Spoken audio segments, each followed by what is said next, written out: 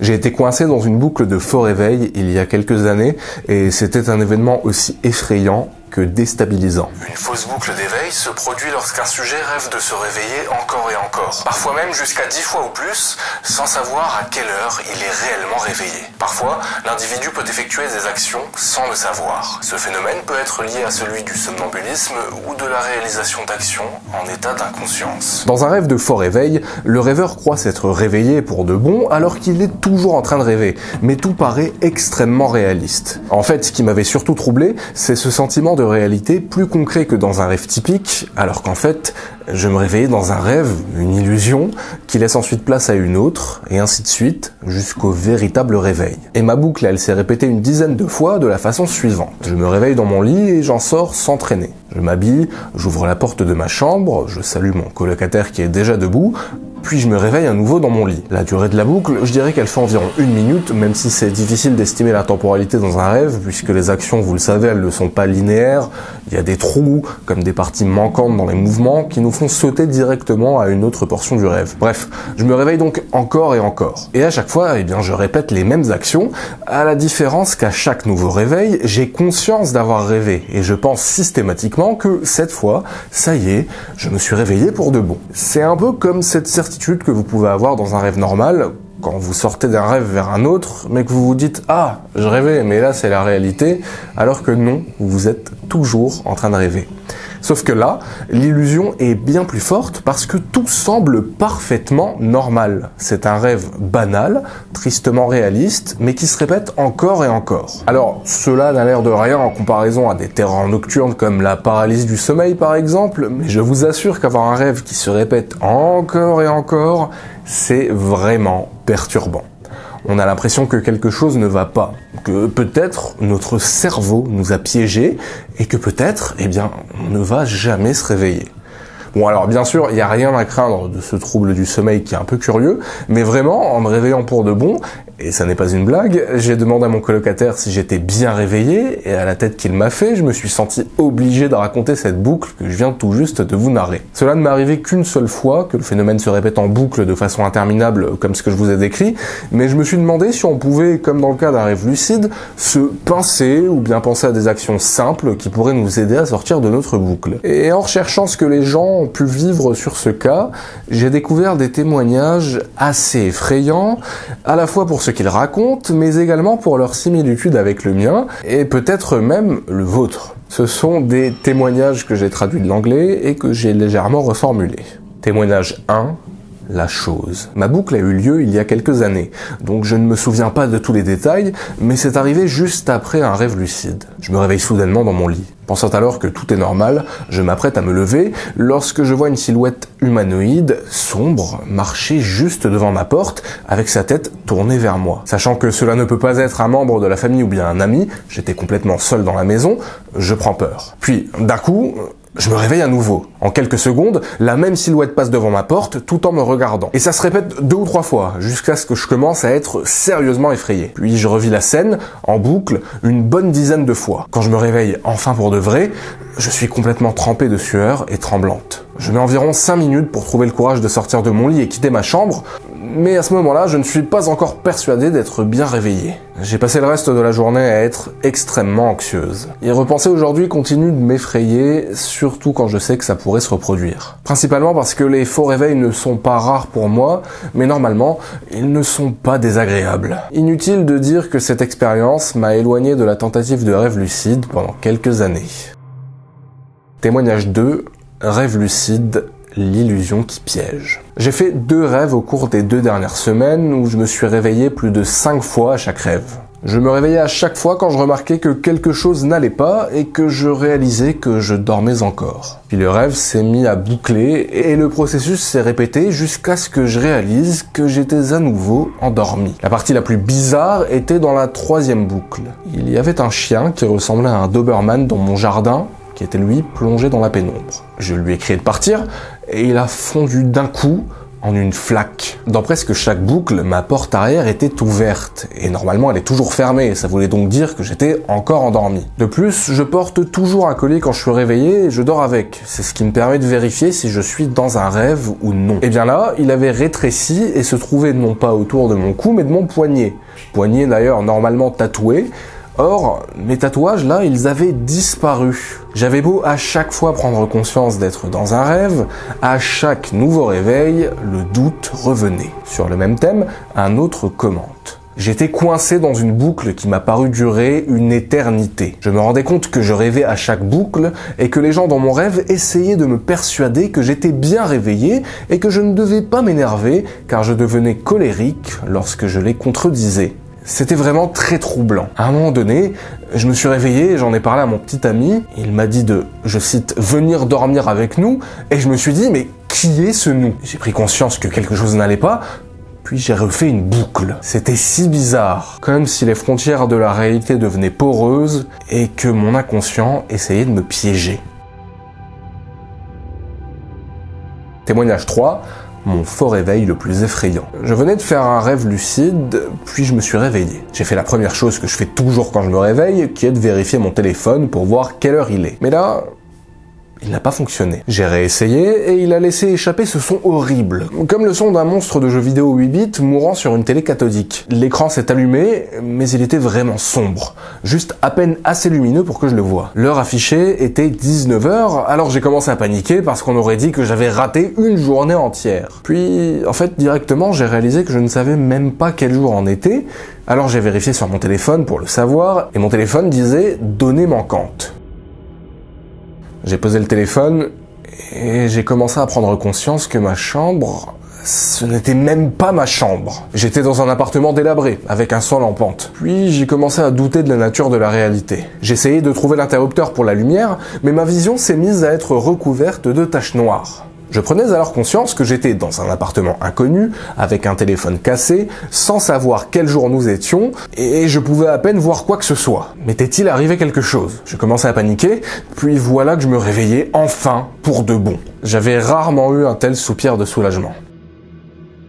Témoignage 4.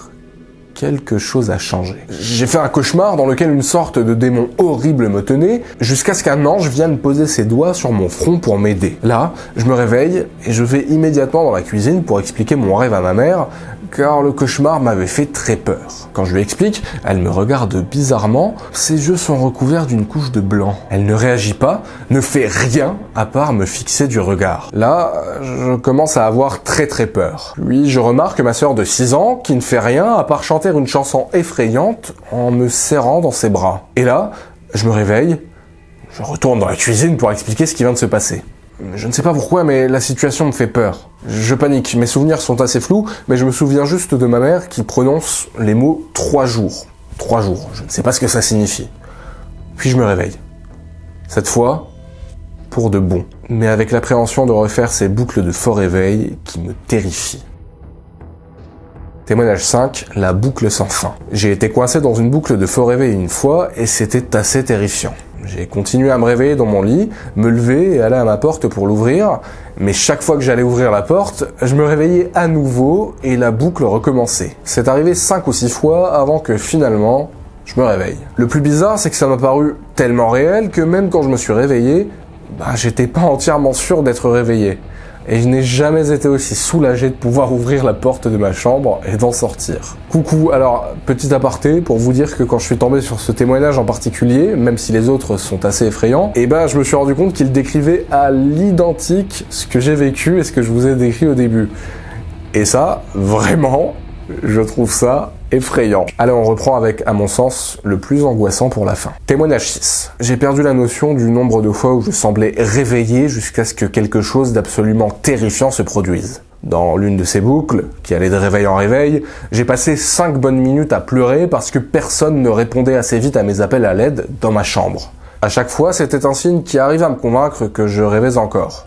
Sauf que je pensais que ça ne finirait jamais. D'habitude, je peux dire que je rêve à cause de mon incapacité à lire et à écrire, mais une de ces boucles m'a prouvé qu'il m'était tout à fait possible de le faire en rêve. Je me suis réveillé à nouveau, et j'ai pensé que cette fois c'était sûr, que j'étais bien sorti de mon rêve et de cette boucle. C'était enfin fini, mais pour me le prouver, j'ai saisi mon téléphone et j'ai ouvert mon application bloc-notes, et puis j'ai commencé à taper un tas de choses au hasard. Absolument tout fonctionnait. Là, c'était bon, j'étais sûr d'être réveillé, mais j'ai senti quelque chose tirer sur le côté de mon lit. Je me suis retourné et j'ai vu la patte de mon chien. Je comprenais qu'il demandait à monter sur le lit, sauf qu'un double de lui était déjà sur le lit à côté de moi, en train de dormir. C'était mon dernier rêve avant que je me réveille de stupeur. Dans une autre de mes boucles, ma mère est finalement entrée dans ma chambre après avoir entendu mes appels à l'aide qui se répétaient de faux réveil en faux réveil. Elle semblait si réelle. Je criais et j'essayais de lui faire comprendre que j'étais encore dans un rêve, que je savais que j'étais dans un rêve, mais que je n'arrivais pas à me réveiller. Je ne savais pas comment me réveiller d'ailleurs. Et elle m'a serré dans ses bras pendant que je pleurais. Je pouvais sentir chaque partie d'elle et j'étais convaincu que c'était fini, que ça y est, j'étais réveillé. Elle m'a même rassuré en me disant que j'étais bien réveillé, oui, jusqu'à ce que tout commence à s'évanouir en statique et qu'un tout nouveau rêve commence. C'était absolument terrifiant. Heureusement, j'ai fini par me réveiller pour de bon, mais cette boucle de faux réveil m'a marqué à vie. Alors, ce qui est très surprenant, c'est que comme pour la paralysie du sommeil, la boucle du faux réveil est si réaliste qu'une personne va s'en souvenir durablement, parfois toute sa vie, tant l'expérience est émotionnellement déstabilisante, alors qu'il ne s'agit que d'un rêve. Mais alors, comment ça se fait et pourquoi faisons-nous des faux réveils ? D'ailleurs, si vous en avez déjà fait, n'hésitez pas à les partager en commentaire. Alors, un faux réveil peut se produire à la suite d'un rêve ou à la suite d'un rêve lucide, dans lequel le rêveur a été conscient de rêver. En particulier, si le faux réveil suit un rêve lucide, le faux réveil peut se transformer en un rêve pré-lucide, c'est-à-dire un rêve dans lequel le rêveur peut commencer à se demander s'il est vraiment réveillé. Derd Barrett, psychologue de Harvard, a mené une étude sur le sujet. 2000 rêves de 200 sujets ont été examinés et il a été constaté que les faux réveils et la lucidité étaient significativement plus susceptibles de se produire dans le même rêve ou dans différents rêves de la même nuit. En gros, s'il vous arrive de faire des rêves lucides, où vous pouvez prendre les commandes de votre rêve, il est possible que vous ayez déjà vécu ces boucles de faux réveils, puisqu'il arrive qu'elles suivent ou précèdent des rêves lucides. Dans le détail des faux réveils, Celia Elizabeth Green, auteure britannique sur le scepticisme philosophique et la psychologie qui s'intéresse toute sa vie à la psychologie et aux rêves, suggère qu'une distinction devrait être faite entre deux types de faux réveils. Je précise que cette catégorisation n'est que théorique et non médicale. Elle y voit d'abord le type 1. Le type 1, c'est le plus commun, dans lequel le rêveur semble se réveiller, mais pas nécessairement dans un environnement réaliste, c'est-à-dire pas dans sa propre chambre. Selon elle, le faux réveil de type 2, il est beaucoup moins fréquent. Green le caractérise comme suit. Le sujet semble se réveiller de manière réaliste, mais dans une atmosphère de suspense. L'environnement du rêveur peut d'abord sembler normal, et il peut progressivement prendre conscience de quelque chose d'étrange dans l'atmosphère, et peut-être de sons ou de mouvements indésirables, inhabituels, ou bien il peut se réveiller immédiatement dans une atmosphère inquiétante. Dans les deux cas, le résultat final semble être caractérisé par des sentiments de suspense, d'excitation ou encore d'appréhension. En gros, les faux réveils de type 2 exacerbent beaucoup plus les sentiments de peur, d'inquiétude et donc se rapprochent beaucoup plus du cauchemar qu'un type 1 qui peut nous plonger dans des situations au final assez banales, même si la corrélation entre ces deux types est évidemment la répétition d'une boucle de faux réveils. Charles McCreery, psychologue anglais ayant travaillé avec Green, pense qu'il est possible que le cerveau soit dans plusieurs états de conscience ou de sommeil simultanément, ce qui provoquerait un état d'hyperexcitation et donc ces fameuses boucles associées à des émotions intenses et parfois négatives. Alors, les premières théories de Green datent des années 60 et leurs écrits avec McCreery ont surtout été abondants dans les années 90. Ça a bien évolué depuis. Pourtant, vous allez voir que McCreery a peut-être effleuré la bonne direction en pensant à un lien entre cerveau et degré d'état de conscience. Pour des explications détaillées, il faut sûrement se tourner vers les neurosciences et ce qui touche aux études sur la conscience, le sommeil et le rêve. Soyons clairs, je n'ai pas le bagage scientifique pour, donc si certains d'entre vous s'y connaissent, n'hésitez pas à compléter en commentaire ou bien rectifier une information que j'aurais pu mal comprendre. Il est en tout cas intéressant de savoir que ce sujet est à l'étude scientifiquement parlant. Dans les tentatives d'explication récentes, il y a d'abord la théorie de la protoconscience avancée par Alan Hobson, psychiatre émérite et chercheur sur les rêves américains. Pour Hobson, il n'existe pas de signification profonde, non physiologique ou cachée dans les rêves. En 2009, Hobson suggère que les états cérébraux sous-jacents à l'éveil et au rêve coopèrent et que leur interaction fonctionnelle est cruciale pour le fonctionnement optimal des deux justement. En fin de compte, il propose entre autres l'idée que le sommeil paradoxal permet de digérer l'énorme quantité d'informations absorbées pendant la journée. Le cerveau, à intervalles réguliers, est activé par un générateur interne qui mime l'activation neuronale se produisant pendant la veille. Devant cette activation, le cortex effectue, parce que c'est son travail, une synthèse des informations allumées avec les moyens du bord, c'est-à-dire avec l'information stockée dans le cerveau. Les restes de la journée, les souvenirs divers des événements de sa vie et de l'ensemble des choses qu'il a apprises. Ainsi, sur la base de sa théorie, une étude est menée en 2011 sur les faux réveils vécus par les personnes habituées aux rêves lucides. Un passage est particulièrement intéressant. Certains modèles de rêves stéréotypés se reproduisent de façon répétée dans les faux réveils, y compris les représentations de réveils normaux, les routines de début de journée et d'autres activités décrites de façon réaliste, exploration, errance dans l'environnement de sommeil. Cette conclusion est conforme à l'hypothèse de Hobson, selon laquelle le contenu des rêves se nourrit de schémas innés, adoptés sur la base de souvenirs subjectifs expérientiels. Une interprétation évolutive possible des faux réveils est proposée. Ce qui est intéressant, c'est que cette boucle de faux réveil renvoie à la notion de conscience, caractérisée par notre routine immédiate au réveil dans la plupart des cas. Également, elle semble davantage toucher, encore une fois, ceux adeptes de rêves lucides. Je trouve cette tentative de compréhension de cet état de conscience qui nous échappe absolument fascinant, puisqu'elle nous questionne forcément sur nous-mêmes. Il est possible que si vous êtes sujet à des paralysies du sommeil, vous connaissiez également ces boucles de faux réveil. Figurez-vous que ces deux troubles du sommeil ne sont pas si éloignés. Une étude publiée en décembre 2020 à l'aide d'électroencéphalogrammes sur des sujets suggère que le faux réveil suit le même profil qu'une paralysie du sommeil et que le cerveau pendant la paralysie du sommeil n'est pas réveillé mais dans un état de rêve. Les descriptions cliniques et neurophysiologiques des faux réveils sont rares. L'examen électroencéphalogramme visuel et l'analyse quantitative montrent clairement des rythmes θ prédominants, suggérant que ces deux expériences sont le produit d'un rêve plutôt qu'un cerveau pleinement conscient.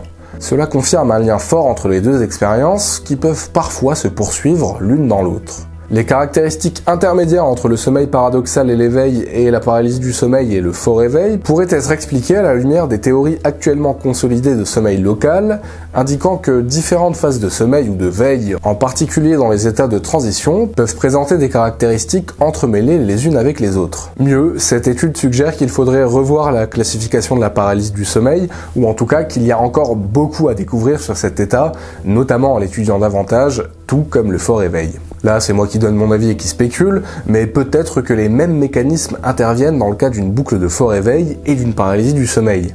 Sauf que, du coup, la boucle de faux réveil a ce voile du rêve où tout est fugace, alors que la paralysie du sommeil, elle, même si elle garde ce sentiment d'étrangeté, paraît beaucoup plus réelle, et j'ai tendance à la définir comme le cauchemar qui s'immisce dans la réalité, tant du point de vue de celui qui en fait l'expérience, tout est réel justement. Mais nous avons encore sûrement beaucoup à apprendre de ces états, des rêves et du sommeil de manière générale, et l'étude conclut sur les propres limites de ces conclusions justement, et la nécessité de reproduire l'expérience et d'accroître les études autour du faux réveil et de la paralysie du sommeil.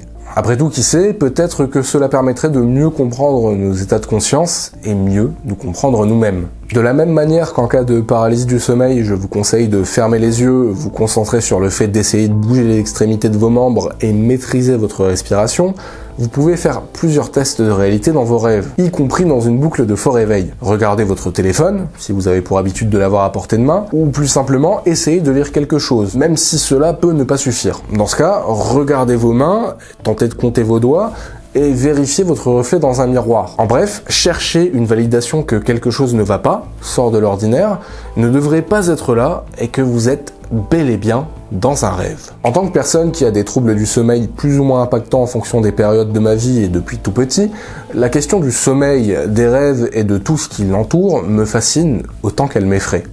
J'y vois un intérêt particulier d'un point de vue philosophique, artistique, mais bien évidemment scientifique également, même si je ne dispose pas encore une fois du bagage nécessaire dans ce dernier champ pour m'y plonger activement. Je ne peux que me documenter en tant que curieux. On a déjà beaucoup parlé de rêves, de paralysie du sommeil, et maintenant de faux réveils sur cette chaîne. Je trouve que c'est tout un pan de notre inconscient qui peut nous aider à mieux nous connaître si on affronte ses peurs et qu'on essaie de les dompter, en plus d'être un superbe réservoir à imagination et qui pour le coup vient directement de nous. Je vous invite à me laisser vos commentaires, que cela soit des témoignages ou bien des précisions si vous étudiez ou travaillez dans ces domaines. Le nombre de documentations en sciences dures ou en essais, philo ou réflexions autour de ça est vertigineux. C'est plutôt rassurant, ça veut dire qu'à moins d'un désastre, on comprendra de mieux en mieux ces phénomènes et on se comprendra du coup de mieux en mieux nous-mêmes. En plus des sources en description, je vous rappelle que la chaîne a un Discord qui a en plus récemment fait peau neuve, sur lequel je publie un peu de documentation à chaque fois autour des sorties vidéo dans les channels appropriés. Je vous invite à y faire un tour. Vous pourriez peut-être faire de belles rencontres et avoir de beaux débats. Je vous rappelle que mon livre France Obscure est toujours disponible aux éditions Omake Books sur leur site ou bien en librairie. Ça vous raconte 24 histoires aux frontières du réel, mais bel et bien vraies, documentées et sourcées. Je vous invite comme d'habitude à vous abonner si vous découvrez cette chaîne, à activer la cloche pour les notifications. Je remercie sincèrement tous les soutiens de la chaîne, que ce soit les membres qui ont un abonnement payant ou encore tout simplement les abonnés qui me suivent depuis des années et vous-même, même si vous n'êtes pas abonné, juste curieux de passage, pour votre temps puisque c'est ce qui permet de pérenniser cette chaîne. Merci de m'avoir écouté jusqu'au bout, je vous dis à la prochaine et faites de beaux rêves. Au revoir.